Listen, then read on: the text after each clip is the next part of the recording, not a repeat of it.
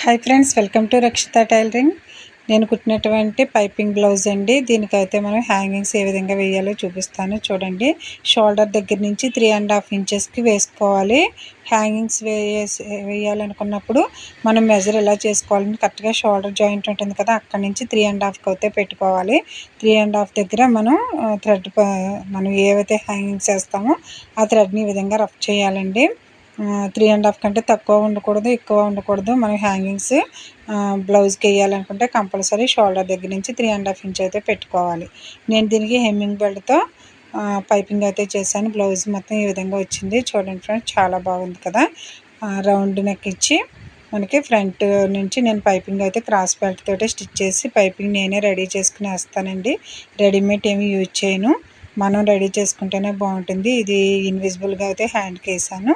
ఈ విధంగా అయితే వచ్చింది. చిన్న పఫ్ అయితే ఇచ్చానండి బ్లౌజ్కి. చిన్న పఫ్ ఇచ్చి ఈ విధంగా డిజైన్ చేశాను. ఇన్విజిబుల్గా వేసుకోవాలన్నా అలా వేయాలన్నా మనం పైపింగ్ రెడీ చేసుకుంటేనే బాగుంటుంది. చూసారు కదా ఫ్రెండ్స్, ఏ విధంగా వచ్చిందో. బ్లౌజ్ మొత్తం కూడా చాలా బాగుంది. Thank you friends. మా వీడియో కనుక మీకు నచ్చినట్లయితే మా ఛానల్ని సబ్స్క్రైబ్ చేసుకోండి, లైక్ చేసి షేర్ చేయండి. చాలా మోడల్ వీడియోస్ అయితే నేను షార్ట్ వీడియోలో అండ్ లాంగ్ వీడియోలో అప్లోడ్ చేశాను చూడండి ఫ్రెండ్స్. Thank you.